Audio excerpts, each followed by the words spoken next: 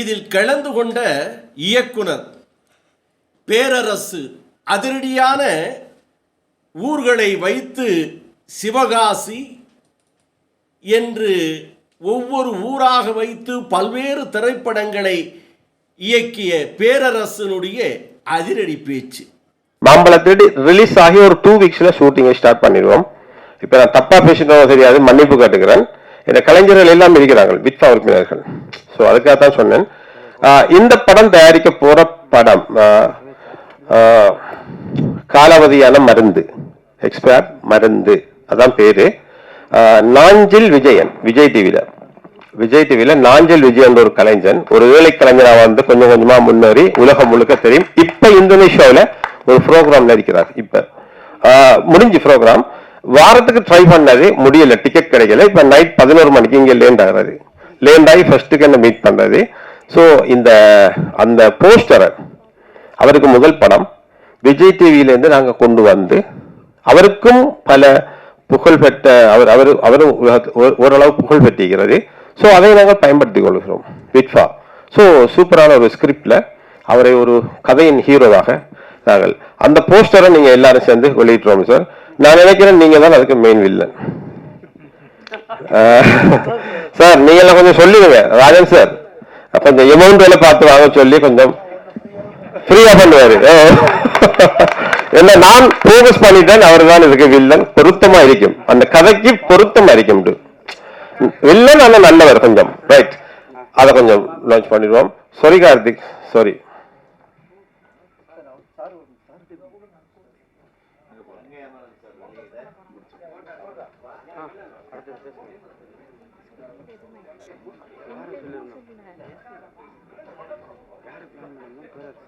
ஒன்றுமே அடுத்து பேரரசர் பேசுறது பேரரசர் இல்லை, இன்னும் 2 ரிலீஸ் பண்ண சொன்னாங்களே, 3 இப்போ ரிலீஸ் பண்ணாங்க.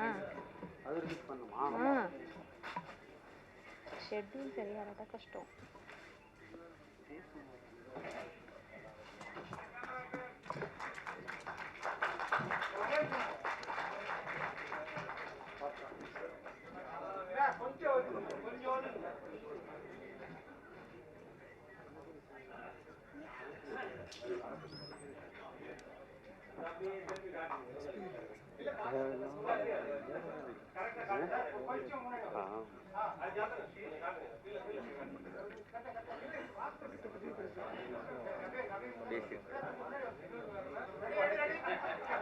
ஏப்பா விட்பா வைஸ் பிரசிடென்ட் 2 நிமிஷம் பேசிடுறேன். அவங்க பேசிட்டோம், விஷயம் கலகலப்பாக பேசி விட்றேன் இருப்பான். சேஞ்ச் அவங்கள போய் தான் பேசுகிறோம், அவங்களே எல்லாரும் யாரும் இன்னும் 2 அண்ணா இருக்கு ரிலீஸ் பண்ணது, 2 அண்ணா ரிலீஸ் பண்ணதுக்கு இருக்கு.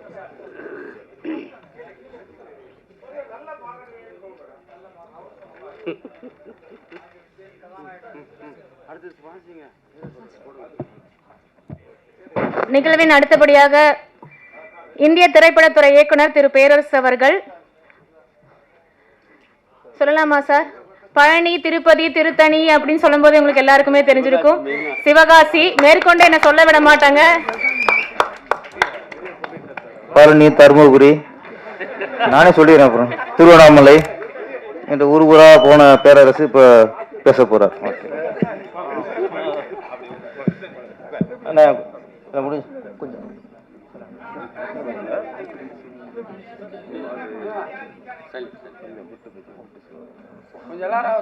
கொஞ்சம் கொஞ்சம் கொஞ்சம் அந்த பேக் கொஞ்சம் கொஞ்சம் ஓகே. ஏன் மூஞ்சி தெரியுதா? ஓகே, அவுட் ஆஃப் சேர்க்கிறங்க. வடிவில் சொன்ன மாதிரி சிவாஜி சொன்னாம்ல, ஸ்ரீராம். அனைவருக்கும் வணக்கம். பாதி நேரத்தை ஆர் விஜயகுமார் சார் பேசிட்டு போயிட்டாரு. மிச்சம் இருக்கிற நேரத்தில் நாங்களாம் பகிர்ந்து கொண்டே இருக்கு. நம்ம கடைசி நாங்கள் பேசுறதுக்கு டைம்லாம் போகுது. அதான் ஃபஸ்ட்டு விட்பா அப்படின்னுமே எனக்கு கொஞ்சம் பகிர் இருந்துச்சு.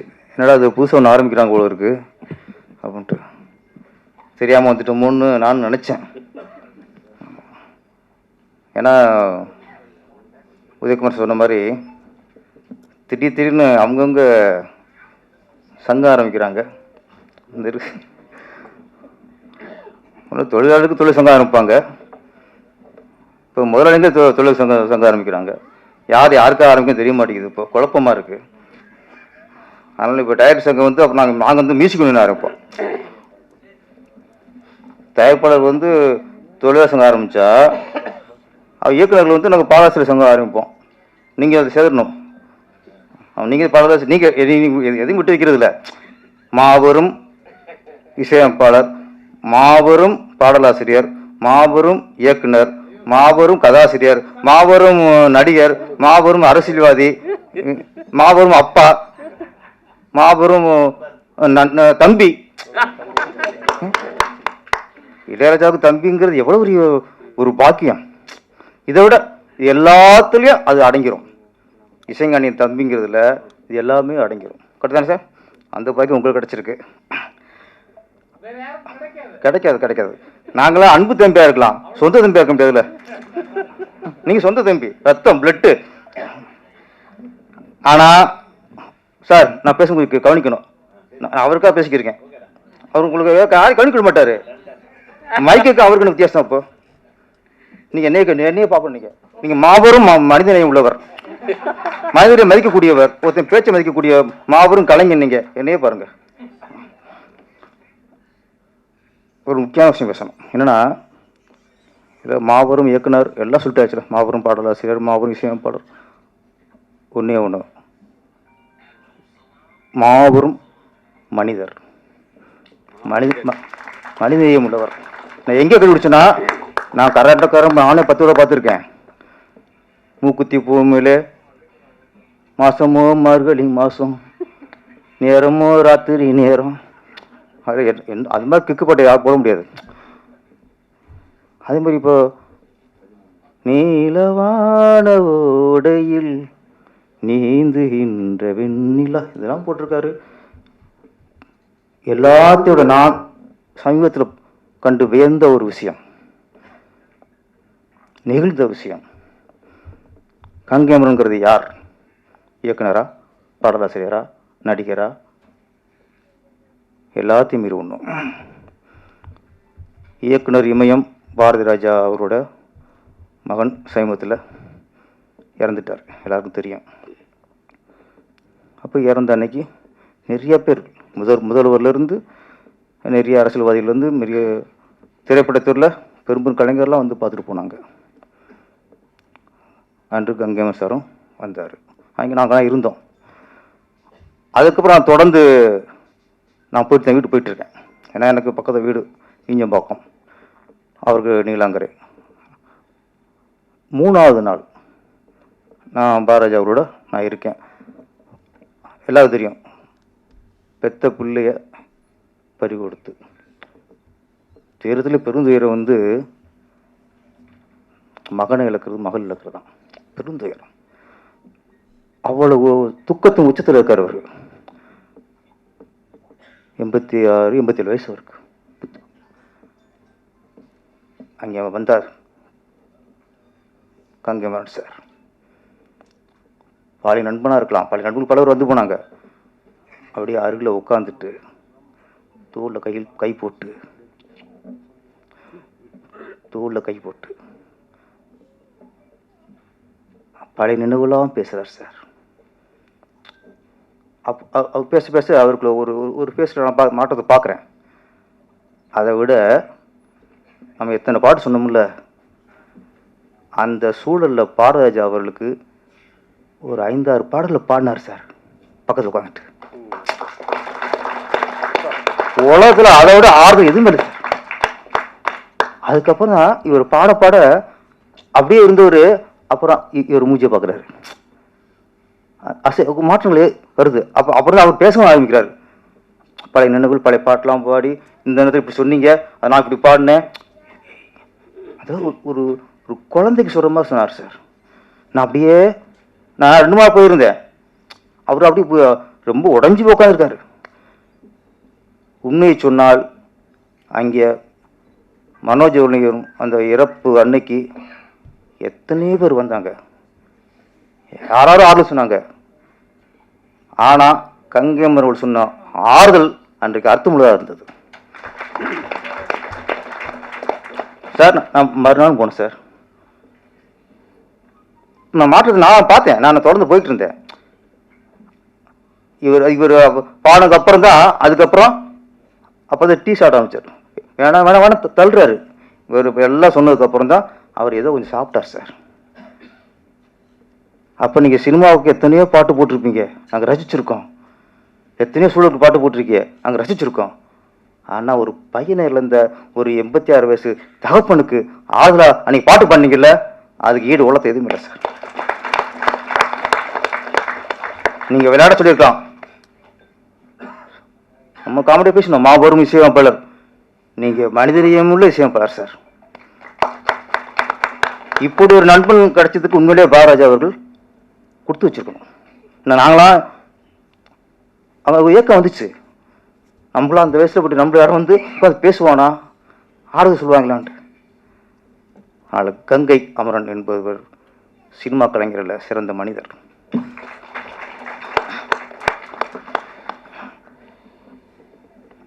அவருக்கு உடல்நிலை சரியில்லை. ஆனால் உடல் சோர்மை தவிர கங்கை அமரன் அவர்களுக்கு உள்ளம் சோர்வு அடையாது. அவர் இருக்கடம் கலகலப்பாகவே இருக்கும். அப்போ கலகலப்பாகவே இருக்கும். ஏன்னா இதில் அவர் சின்ன கவுண்டர் உட்காந்துருக்காரு, அவரும் சளைச்சவர் இல்லை. அவரும் பாடலாசிரியர். அவரும் சில நிறைய பாடல்கள் எழுதி பெரிய ஹிட்டாக இருக்கு. அது மாதிரி கங்கை அமரன் அவரும் பாடலாசிரியர். என்னன்னா நான் சொல்றது, இயக்குனராக இருந்து பாட்டு எழுதுறவங்க, இவரும் இயக்குனராக இருந்து பாட்டு எழுதுறவர். ரெண்டும் மிகப்பெரிய இமயம். அதில் நம்மள பரங்கி மலை மாதிரி நம்மளும் இயக்குனர் வந்து கொஞ்சம் பாட்டு இப்போ யார் பேசுகிறா? நான் இதில் ஸ்ட்ரிக்டாக இருப்பேனா? எனக்கு இது ஒரு நோய். நான் பேசும்போது யாராவது பேசினா எனக்கு மைண்ட் நின்றுடும், ஸ்டாப் ஆயிரும். அது மைக்கில் சொல்லணும். சிறப்பாக பேசுகிறாருக்கு மைக்கில் வந்து நீங்கள் வந்து சொல்லணும். அவரு சொல்லாது. அது ரகசியம். இது ரகசியம் சொல்கிற விஷயமா அது. நான் ஓப்பனாக பேசுகிறேன். கங்கை சிறந்த மனிதன் ஓப்பன் மைக்கில் பேசணும்ல. நான் ரகசியம் பேசணும்னா அதுக்கப்புறம் முடிச்சிடறேன். சீக்கிரம் டைம் ஆச்சு, சீக்கிரம் முடிச்சிடறேன். இந்த நிகழ்ச்சிக்கு கங்கை அமரன் வந்து இந்த இசை தட்டு வெளியிட்டதும் சரி, இந்த தெலுங்கு மனப்பாடம் பண்ண வேண்டியிருக்கு விட்பா இந்த மாநாட்டுக்கு வந்து அவரும் தலைமை இருக்கார். இன்னைக்கு அவர் தலைமை தாங்க சரி, ரொம்ப சிறப்புக்குரியது. ஒரே விஷயந்தான் சுருக்கமாக பேசி முடிச்சிடறேன். இந்த சூழலில் இன்னைக்கு திரை உலகம் இருக்கிற சூழலில் இன்னைக்கு படம் பண்ணுறது ஈஸி, படத்தை எடுத்து முடிக்கிறது ஈஸி. பணம் இருந்தால் நீ படம் எடுக்கலாம். அப்போலாம் அப்படி இல்லை. என்ன பணம் இருந்தாலும் சரியான கதை இருக்கணும், சரியான இயக்குனர் இருக்கணும், சரியான மியூசிக் டைரக்டர் எல்லாம் சரியாக இருந்தால் தான் படம் அப்போ எடுக்க முடியும். இப்போ அப்படி இல்லை. பணம் இருந்தால் படம் யாரும் படம் எடுத்துலாம். அவ்வளோ ஈஸியாக இருக்குது இன்னைக்கு. ஆனால் இன்னைக்கு மிகப்பெரிய சவாலுங்கிறது படம் ரிலீஸ் பண்ணுறது. முன்ன படம் எடுக்கிறது கஷ்டம், படம் முடிச்சா போதும், ரிலீஸ் ஆயிரும். எப்படி ரிலீஸ் ஆயிரும், யாராவது வாங்கிடுவாங்க. இப்போ படம் எடுக்கிற ஈஸியாக இருக்குது, ரிலீஸ் பண்ணுறது கஷ்டம். இந்த சூழலில் இது ஒரு இன்னைக்கு ஒரு சிறு அமைப்பாக வந்திருக்கு. ஆனால் சிறு அமைப்புனாலும் இது ஒரு சிறந்த அமைப்பு, சிறந்த ஒரு முயற்சி. ஏன்னா நிறைய பேர் படத்தை எடுத்து முடிச்சுட்டு எப்படி ரிலீஸ் பண்ண தெரியாமல் முடிக்கிறாங்க. அதை பயன்படுத்தி நிறைய பேர் ஏமாத்திடுறாங்க. இப்போ இத்தனை தேட்டருக்கு புக் பண்ணி தரேன், நான் 100 தேட்டர் 150 தேட்டர் நான் ரிலீஸ் பண்ணி தரேன் இப்படின்னு சொல்லிட்டு அந்த அதில் 6 மாதத்தை அவங்களுக்கு செலவு பண்ணி அதில் அமௌண்ட் போயிடுது. இப்போ படத்தை முடிச்சுட்டு சிறிய படங்கள் முடிச்சுட்டு தத்தளிக்கிறாங்க. அந்த மாதிரி நேரத்தில் இந்த மாதிரி ஒரு அமைப்பு ரொம்ப யூஸ்ஃபுல்லாக இருக்கும். ஏன்னா இன்னைக்கு சில படங்கள் தான் ஈஸியாக ரிலீஸ் ஆயிடுது. ஏன்னா ரிலீஸ் பண்ணுற கட்டுப்பாடுலாம் வேறு எங்கெங்கேயோ இருக்குது, கடிவாளமாக எங்கெங்கேயோ இருக்குது. அந்த கடிவாளத்தை மீறி சின்ன புதிரெலாம் ஓட முடியல. இப்போ நீங்கள் சரியாக அமைப்படுத்திருக்கீங்க. ஆனால் உங்கள்கிட்ட ஒரு வேண்டுகோள், நீங்கள் நிறைய சொன்னீங்க, அறிக்கைகள் உறுதிமொழிகள்லாம் இருக்குது, அது எங்களுக்கு தேவையில்லை. எங்களுக்கு புரியாது. அவர் எஜமானுக்கே புரியல, கேட்டார் என்ன சொல்கிறாருன்ட்டு, எனக்கே புரியல. அவன் தனியாக அவன் பேசிக்குவோம் அப்படின்ட்டேன். அதெல்லாம் உண்டு சார், ஷார்ப்பு சார். படம் எடுத்து முடிச்சிருக்கும் சிறிய படங்கள் அந்த படங்கள் நீங்கள் இந்த அமைப்புகள் பாருங்கள், எத்தனையோ 150 பேர் இருக்குல்ல, இந்த குழு படத்தை பாருங்கள். நீங்கள் அதுக்காக சரியில்லை படத்தை எடுத்துட்டு சொல்லணும். அதில் உண்மையிலே எத்தனையோ நல்ல படம், தரமான படங்கள் இருக்கும், நல்ல படங்கள் இருக்கும். அதை நீங்கள் எடுத்து இந்த விற்பனை மூலமாக ரிலீஸ் பண்ணுங்கள். இதுதான் நீங்கள் இப்போதைக்கு சினிமாவுக்கு பண்ணுற மிகப்பெரிய சேவை. நீங்கள் அந்த மாதிரி ஒரு நல்ல படங்கள் எடுத்து ரிலீஸ் பண்ண ஆரம்பிச்சிங்கன்னா ஆட்டோமேட்டிக்காக உங்களுக்கு 10 பேர் படம் பண்ணுவான் சார். நீங்கள் படம் பண்ணுவானா? அப்பா நம்ம ஒரு சின்ன பட்ஜெட் எடுத்துட்டோம்னா இந்த விற்பான அமைப்பு இருக்குது, இது எடுத்து ரிலீஸ் பண்ணிடும் அப்படின்ட்டு அவன் 10 பேர் ரெடி ஆவான். இன்னைக்கு அது இல்லை. இன்னைக்கு ரிலீஸ் பண்ணுறதை நினைச்சாலே இன்னைக்கு நிறைய பேருக்கு ஆரம்பிச்சிடாங்க. ரிலீஸுக்கு அந்த அங்கே நிற்குமா தெரியுது. இது மிகப்பெரிய ஒரு கண்டம்ட்டு. இந்த சூழலில் இது சரியானது. இன்னொன்று, இன்னைக்கு சினிமா துறை ஒரு முன்னாடி சொல்லிக்கிட்டோம், சிறிய படங்கள்லாம் போட மாட்டேங்குது, தேட்டர் கிடைக்கல. அந்த புறம்புகளுக்கு இப்போ வந்து வேலையே இல்லை. சின்ன படம் அதுதான் இல்லை, படம் நல்ல படம்னா மக்கள் ஆதரிக்கிறாங்க சார். நீ படம் சரியாக எடுத்தா அவன் சரியாக சப்போர்ட் பண்ணுறான் சார். நம்ம ஆசைக்கு படத்தை எடுத்துட்டு என் பையன் ஹீரோ, என் தம்பி டைரக்டரு, என் மாமா வந்து என் மச்சான் வந்து மியூசிக் டைரக்டர் படம் எடுத்தீங்கன்னா என் பாப்பான் படம் எடுக்க.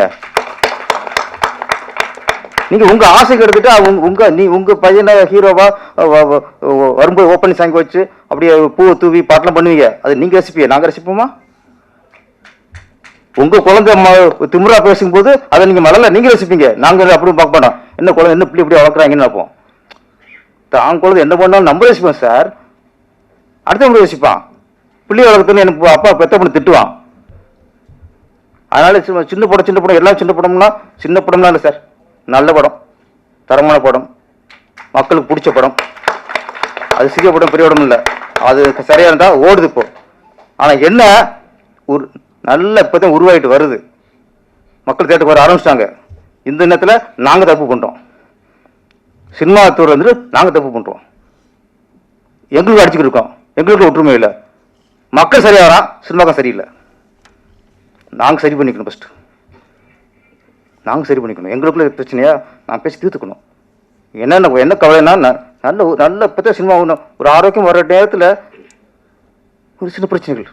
இதை வந்து நான் இன்னாரும் சொல்லலை, எல்லாரும் பொறுப்பு தான். பெப்சியும் பொறுப்பு, தயாரிப்பாளரும் தயாரிப்பாளர் கவுன்சிலும் பொறுப்பு, சாம்பரும் பொறுப்பு, நடப்பு சங்கம் பொறுப்பு. எல்லாம் கூடணும் சார். இல்லை ஒன்று கூட்டி பேசணும். சினிமாவில் வந்து இன்னைக்கு டேக்ஸ் மட்டும் எத்தனையோ கோடி போய்கிட்டு இருக்கு.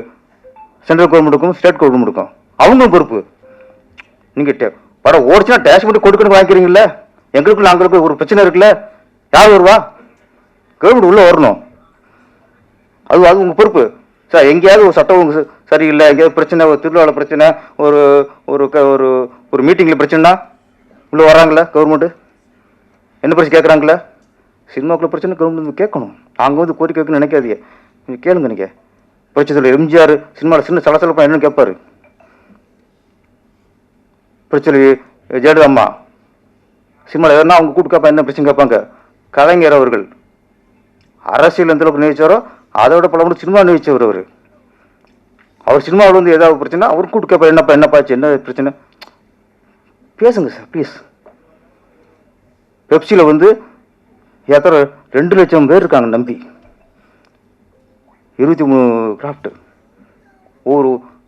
ஒவ்வொருத்தரும் எத்தனை குடும்பத்தில் எத்தனை உறுப்பினர் இருக்காங்க. இதெல்லாம் கொஞ்சம் மனசில் வச்சுட்டு கொஞ்சம் கவர்மெண்ட்டு தலையிடணும். நடிகர்கள் நான் போய் சொல்கிறேன், ரஜினிகாந்த் அவர்கள் தயாரிப்பாளர், கமல்ஹாசன் அவர்கள் தயாரிப்பாளர், விஜய் அவர்கள் தயாரிப்பாளர், சூர்யா அவர்கள் தயாரிப்பாளர், தனுஷ் அவர்கள் தயாரிப்பாளர், சிம்பு அவர்கள் தயாரிப்பாளர். இன்னைக்கு இருக்கு நடிகரில் 3/4 பேர் நான் சொல்ற பெரிய நடிகரில் தயாரிப்பாளர்கள் தான். இங்கே நீங்கள் நடிகரை ஒதுங்கி இருக்காதீங்க. தயாரிப்பாளருக்கு பிரச்சனை வருதா? தயாரிப்பாளருக்கும் தொழிலாளருக்கும் பிரச்சனை இருக்கா? தயவுசெய்து இங்கே நடிகராக நீங்கள் ஒதுங்கி நிற்காதீங்க. நீங்கள் தயாரிப்பாளராக உள்ளே வாங்க, என்னன்னு கேளுங்க, விசாரிங்க, சினிமாவுக்கு நல்லது பண்ணுங்க. நன்றி, வணக்கம். இதில் காப்பீட்ஸ் சொல்லிட்டேன், கரகாட்டக்காரன் எப்படி எடுத்தோன்னு. பாட்டுகள்லேயே அதே மாதிரி தான். எது தேவையில்லை சார், புதுசாக நம்ம வந்து உருவாக்குறதுக்கு ஆல்ரெடி இருக்கிறதவே நம்ம புதுப்பிச்சு இந்த காலத்துக்கு தகுந்த மாதிரி புதுப்பிச்சோம்னாலே போகிறோம்.